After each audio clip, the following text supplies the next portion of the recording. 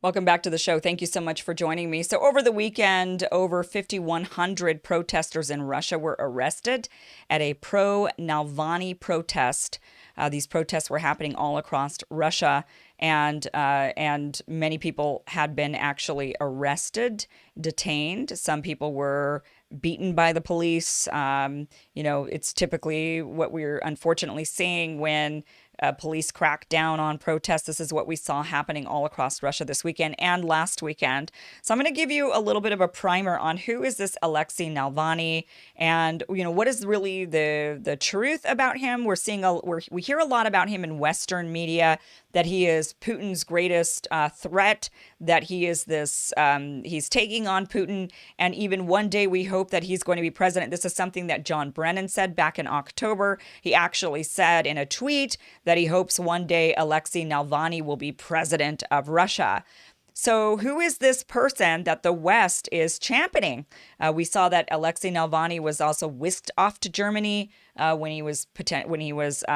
they accused Putin of poisoning him, and he recovered in Germany, and then so the West really props him up. So we're going to go back through who he is and what is really the true narrative, or what we might think might be the truth around this person. And really, we're going to also expose the hypocrisy that we're seeing, just general hypocrisy. So let's go through this. First of all, who is Alexei Navalny? First thing to know about him is he is an investigative journalist. He's an investigative journalist who, since he was in his early to mid 20s, was always a Russian dissenter, right? So he was always against Putin. He believes that there's a lot of corruption and a lot of nefarious activity going on in the government of Russia. And he, as an investigative journalist, would go and expose all of the various different corruptions and fraud, or all these various different things. Okay. So throughout this time, as he was an investigative journalist, he also is an activist, and he would get really, really involved in political parties. He would sit on their boards or their chairs or their, organizations. He even at times, I believe he created his own political party. He would then run for office. He ran for mayor of Moscow. He took second in that race.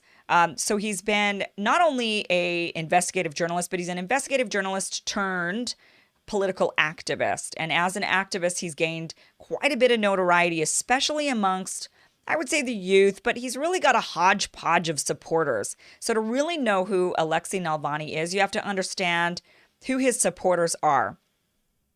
Now, I want to say that my contacts in Russia, and I have many friends in Russia, when I ask them about Alexei Navalny, I say, what's up with this guy? Is he really popular? Because there's all these protests that are going on. So give me the inside scoop.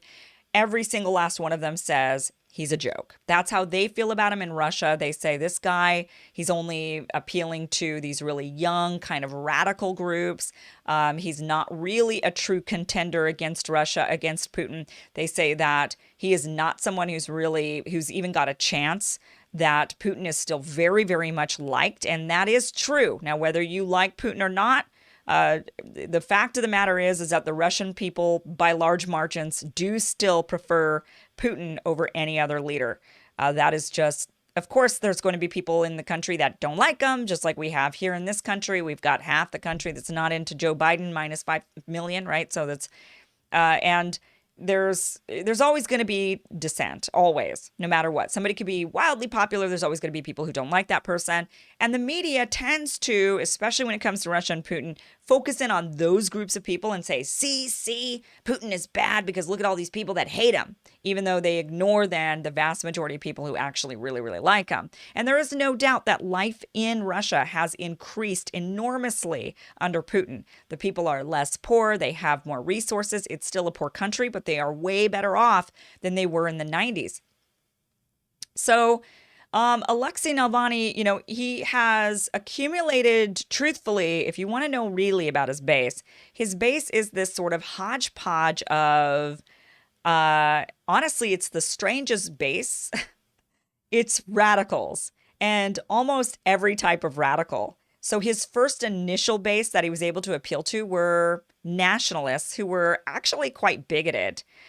So Alexei Navalny has said in his early days, not even that long ago, really, but he was saying a lot of things like calling people of color cockroaches that needed to be squashed, saying that Russia should be filled with people that look like himself, that he doesn't want to see other types of faces walking around in Russia. Basically, very much promoting a white nationalist sort of mentality in Russia, and that was his original base. And he's maintained that base, and he has done nothing to reject that base. So he's embraced them. He continues to embrace them. And he says, I don't want to reject them or turn my back on them. In fact, he's proud of the fact that he's able to bring in these hodgepodge factions of all of these different groups. So he gets the white nationalists in Russia, and then he started to appeal to these really young, sort of more radical, more like the communist sort of socialist sort of group in Russia. Those who want to see some rights for people that oddly, and this has put Navalny in kind of an odd position because he's somebody who's been very much against gay rights, for example. But then suddenly now he's kind of having to say, oh no, he's for them because he's also trying to attract this younger base that are more of the internet young crowd. And they're more into these, real progressive liberal policies. He is a capitalist. He is definitely not a communist or a socialist, but he wants to have socialist programs for the country. So he champions all of these different social programs to try to raise the inequality. He calls out inequality, calls out fraud in Russia. And so what he's trying to do is he says, we need programs to help the Russian people. We need to do more for the Russian people. And it's mixed with white nationalism. So to be honest with you, honestly, that is the platform of Hitler. If I'm going to be straightforward with you, somebody who says, we need to have all these programs and cars for every German and roads and educations and all this stuff for all these Germans, but it's only for Germans that look like me or, look like this particular way, and that's the only ones we favor. That's similar, I would say, to Alexei Navalny's platform, even though that is completely ignored by Western outlets. And that is just really the truth of his ideology. So this is where it becomes really hypocritical, right? That the West would champion Alexei Navalny, knowing, and they know full well, what his political ideology actually is. But simply because he is calling out Putin and exposing Putin's corruption, and at times I'm sure it's true, and at other times maybe it isn't so true, but nonetheless, he's taking on Putin, he's taken on the Russian government, and because of that, he is championed and propped up by the West. In fact, he won a scholarship to the Yale World Fellows program. He was flown to Yale. He spent 13 weeks, basically a semester, amongst other people that were picked up out of these foreign countries as potential new world leaders. And he was groomed at Yale for a while. This has led people to a lot of suspicion about him, that he's potentially backed by Western forces and even the CIA. And I don't think that's far-fetched, considering the fact that he was selected to be one of these Yale World Fellows and comes in and is groomed and given tools and resources and meets people in order to effect change in Russia. So the Russian people and the Putin government believe that Alexei Navalny is backed by the West and is really just a puppet of the CIA and a puppet of NATO and the West. He doesn't trust them. A lot of the Russian people don't trust him, but he has gained this kind of mass sort of niche following of all of these different sort of radical factions. And they really adore him. They love what he says, and they show up and they protest on his behalf.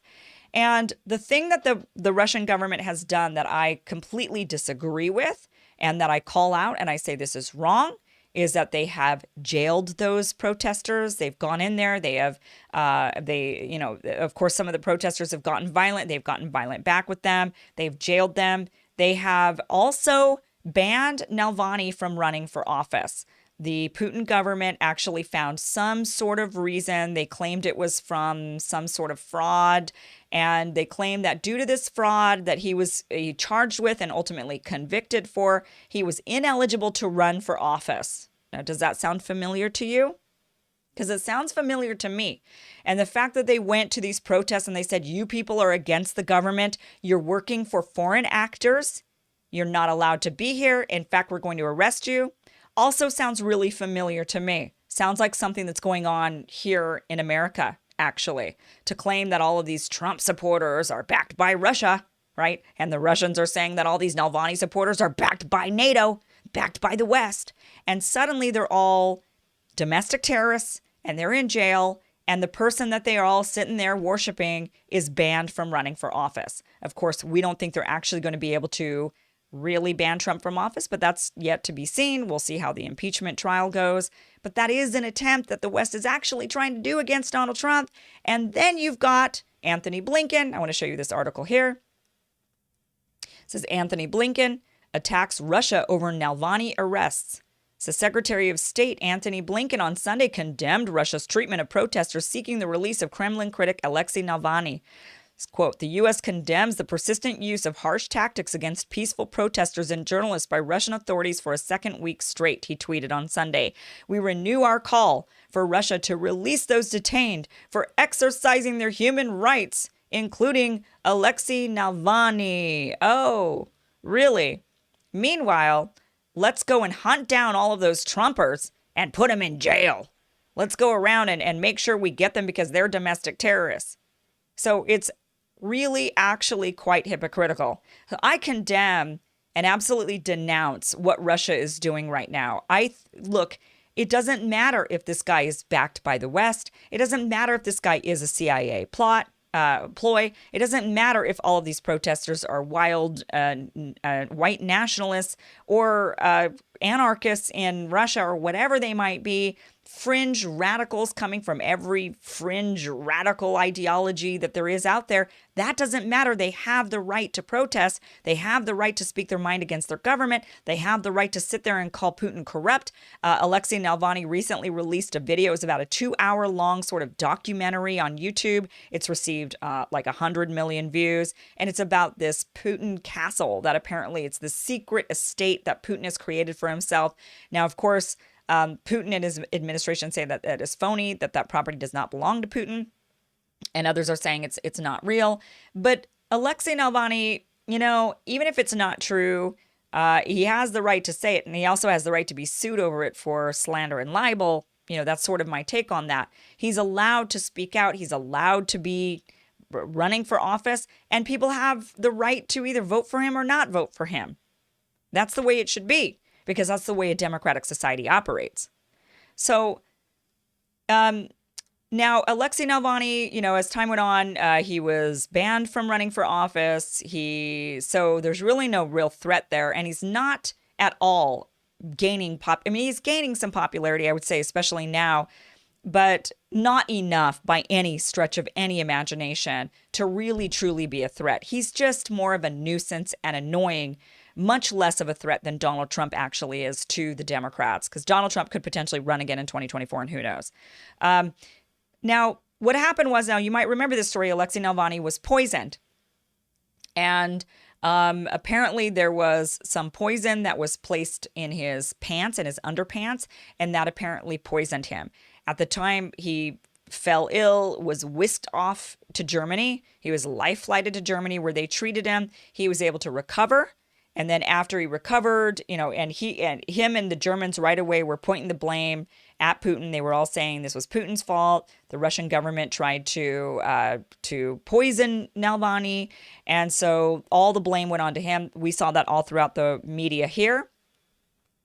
And that actually helped Alexei Navalny gain more popularity in Russia. That was actually the catalyst that helped him sort of double his support. But even then, it wasn't, it's still not enough, like I said, to really, truly take on Putin. Now, of course, the Russian government has denied poisoning him. It's still a bit suspect when you actually think about the poisoning. How did they know? They announced right away. So he falls ill. The Germans whisk him away right away, and they announce while he's en route to Germany, essentially, what he was poisoned with. They knew the substance right away, which is a Russian substance made by the Russian government. So they said, "Oh, this is definitely them. They did it because this is what it was." And then they got him to Germany, and they were able to treat him, and he recovered pretty much perfectly with no side effects. He was in Germany for months. When he got back to Russia, so this is why the protests are going on. When he recently came back to Russia a couple of weeks ago, he knew there was a warrant out for his arrest for essentially not adhering to his probation. So he knew right away when he landed back in Russia that he would be arrested. He went back anyway. He's been arrested. And now protesters are taking to the streets wanting him released. Okay, that is the story of Alexei Navalny. Now, again, the hypocrisy of this all is that the U.S. government, the West, but particularly the U.S. government, is saying, "Oh my gosh, how dare Russia do this to him?" They condemned Russia when they stripped away Alexei Navalny's ability to run for office. They've condemned Russia when they say that their protesters are really just paid foreign actors. They criticize them when they jail them. They criticize them when they silence Alexei Navalny. And meanwhile, they're doing the identical tactics to the Trump base here in this country. That to me is hypocrisy. And at the same time, again, I condemn and completely, what Russia's doing to Alexei Navalny. I think that is wrong. I think if there's really no threat there, then you just leave it be. If you're afraid, then you behave like this. So even though there's supposedly no threat of Alexei Navalny in Russia, it does make me wonder if maybe there really is. What does he know in order for them to want to silence him? Now, I don't know if I really truly buy into the poisoning. I want to point this out to you because here is this article. This came from Bellingcat, and I want to bring this into you because this organization to me is shady, really, really shady. So Bellingcat is they're supposed to be this kind of independent investigative journalist organization. But they did a piece on myself and Jimmy Dore that was absolute crap. And so that's how I know they're not really investigative journalists, because had they been investigative journalists, they would have at least tried to contact me, and they didn't. So now they came out, and this made news all throughout CNN and Washington Post and New York Times. This was a few weeks ago. Actually, this was December 14th, around middle of December. And they said that they had staged a phone call with a KGB type, Russian intelligence agent who basically admitted to being the one who poisoned Navalny. And they were saying, "See, we have proof it was Putin after all." Now, Bellingcat, by the way, this investigative journalism team always seems, no matter what the situation is, to side with the establishment military-industrial complex narrative every single time without fail. So they champion, you got to go after Assad because he gasses his own people. You have to go after Putin because, look, he's poisoning his own people. You have to go after all of these people. They take the establishment narrative every single time. So they wrote in this article here, they said, "We have detailed the research methodology for this investigation into a separate article." You can read it here. They said, "In a previous series of investigations, Bellingcat uncovered evidence that Russia's military intelligence agency, the GRU, was responsible for both the Novichok poisoning of Sergei and Yulia Skripal in the UK." Do you remember when that man and his daughter were poisoned in the UK? And they said that was Novichok, and that was the Russians. They did this to their people. They said it was an assassination attempt that led to the death of one British citizen and the poisoning of Emilian Gebrev in Bulgaria. "We also determined that Russia's principal security agency, the FSB, was behind the assassination of a Georgian asylum seeker on German soil." So they also said that they uncovered that basically that Russian opposition activist Alexei Navalny collapsed into a coma on a flight from the Siberian city of Tomsk to Moscow, resulting in an emergency landing and his hospitalization in the town of Omsk. Local doctors and medical specialists flown in from Moscow claimed that they found no signs of severe poisoning, but 2 days later, Navalny was evacuated to the German hospital, where he was promptly diagnosed with severe poisoning with the cholinesterase inhibitor. inhibitor, a German military laboratory, 2 independent European labs, and the Organization for the Prohibition of Chemical Weapons all identified the toxin as, Novichok. That's what they said. So they basically said, then Bellingcat does this staged phone call and they say, oh, see, it definitely was Putin because we got this guy on record now. And he says that that he's the one who did it. So this is the organization. This is why I say I don't trust them. But they were the ones cited all across CNN, all across the New York Times, all across the Washington, all of these different organizations. They were quoting Bellingcat and their amazing, superb investigative journalism that showed that Putin did it and that it was all Putin's fault. I don't trust them because of this article right here that says pro-Assad lobby group rewards bloggers on both the left and the right. It says a shadowy group that supports Syrian dictator Bashar al-Assad is giving thousands of dollars to far-right activists, conspiracy website YouTube personalities, and WikiLeaks founder Julian Assange, all under the guise of an award for uncompromised integrity in journalism. And they go on to say that let's see here. It's called the Serena Shim Award for Uncompromised Integrity in Journalism, honors non-mainstream journalists who continue to tell challenging truths in difficult times, states a website that the group set up. The award is named after a U.S. woman who worked for Press TV, an Iranian government television outlet, and died in a 2014 car accident while reporting from Turkey. It says, quote, the funds provided by this award enable these courageous journalists to continue their work in an environment that penalizes them for their clarity of vision and willingness to expose the powerful, the award website says. But this organization says that, they uncovered that actually the money comes from this pro-Syrian group and it's all about Assad. It's Assad money.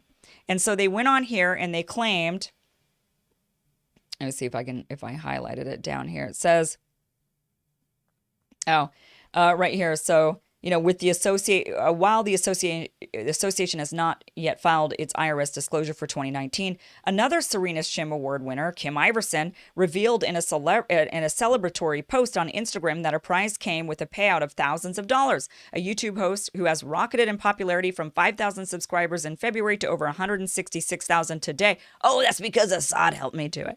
Iverson has put out videos on a gamut of geopolitically fraught topics, speculating that an Iranian attack and that an oil tanker was a false flag, and arguing that Saddam Hussein and Gaddafi were overthrown by the West for trying to sell oil in a currency other than the U.S. dollar. Iverson has particular interest in long-shot presidential candidate Tulsi Gabbard, with 1 out of every 10 of her videos centered on the congressperson, a favorite of pro-Assad conspiracy theorists who herself questions the Syrian regime's responsibility for chemical weapons attacks.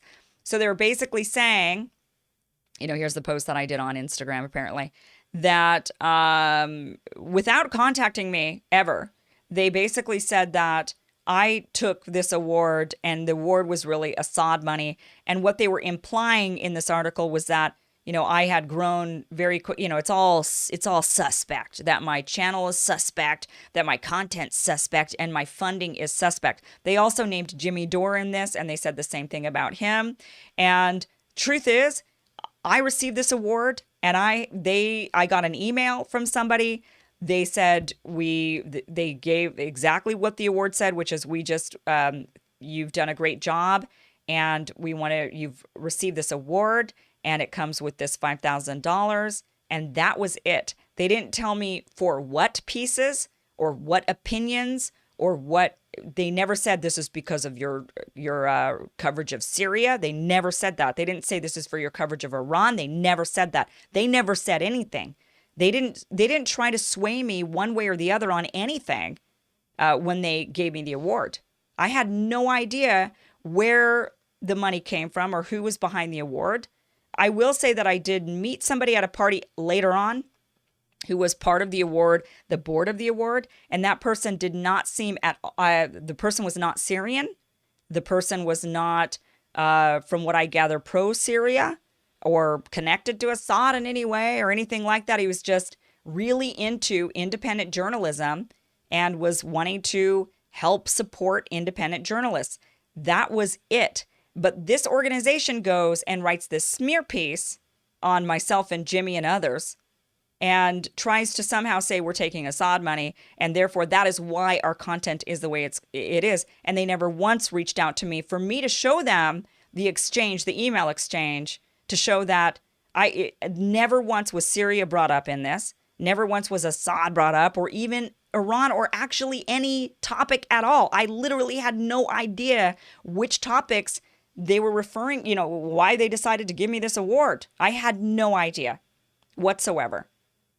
So that to me is just, this was an article that was attempting to smear people who were anti-war and challenging the narrative, because this organization always supports the narrative. They support the narrative every single time, and they call themselves investigative journalists, when we all know that there's no way that the narrative can be correct every single time, because it hasn't been, and we know that for fact now with declassified documents on a variety of things that our government has done in order to get us into war, and the lies that they've told. We know this now. We know that for a fact. It's not just speculation or conspiracy theory. We know this. And yet this organization takes the line every single time. And I can tell you, I know from the reporting that they've done on myself that they're full of it. So that means that we would have to question their then investigative journalism on the Russians for sure being the ones who poisoned Alexei Navalny, because they were able to get this guy on record and he's the one, he says it. Really, it's just another attempt to go after Putin.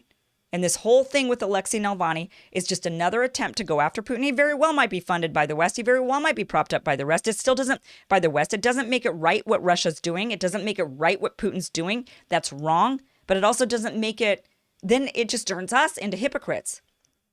Here we are, we're hypocrites. Because what Russia is doing to this guy, we're doing to Americans here on this soil. And it's all because, and the only reason why they're championing this guy, even though he has white nationalist ideology that is still on his YouTube channel, that is still on his official pages, he's not hiding it. They can go and dig it up, but it's all in Russian, so maybe they just figure you won't notice it.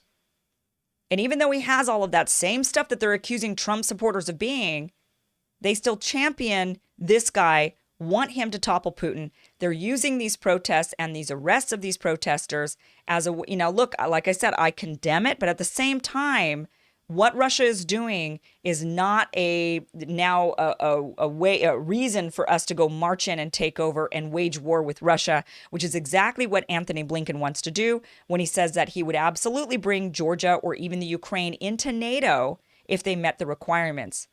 Countries that have Russian forces occupying parts of their countries, technically, according to NATO. And therefore, if we brought them into NATO, we'd have to go to war with Russia. And they're just going to pile on all the reasons we need to go to war with Russia because, well, they're meddling in our elections, even though obviously what we're doing right now with Alexei Navalny is meddling in theirs. They say, well, they look at the way they treat protesters, even though we're doing the same thing here. They say, look what they do to political rising figures. They put them in jail and they ban them from running for office. And that's what we do here. Everything is the same and it's all hypocrisy. And I just wanted to point that out and kind of paint the real picture of what is going on with this guy and the nuances of this story, that we can be both against his jailing and we can be against the jailing of these protesters because we're consistent in this. We're against that here in this country when our political establishment tries to put political people in jail. I was against it when Donald Trump was saying it. Jailer. Look, if somebody is found to be guilty of a crime, then we do, of course, nobody's above the law, but you still cannot go after your political opponents like this. It isn't the right way forward unless they actually have committed a crime that we actually can prosecute them in a court of law and put them in jail. That's different. But even then, that's what the Russians did with Alexei Navalny. It's a very complex situation, but at the same time, it's not complex at all. We're being a bunch of hypocrites. That's really what it boils down to. And just keep your eye on this story. Keep your eye on where this develops because this is the new kind of Russiagate. This is a story they're going to use to attempt to demonize and they're going to use it to justify their desire for war with Russia because that is potentially where we're headed. And it makes zero sense as to why we would. Russia is not our big threat right now. They're not our main competition. That would be China, if we're going to be honest. But we'll see what happens. And we don't need to go to war with China either, to be clear. We just need to change our rules. And I've talked about that numerous times, and I will in the future again, but I'm not going to talk about that right now because I want to end this. So thank you guys so much for watching. Hopefully this clears up some stuff. And I appreciate you guys very much. Thank you. Please, if you have any comments or questions, you can email them in to me, kim@kimiverson.com. And I will see you guys tomorrow.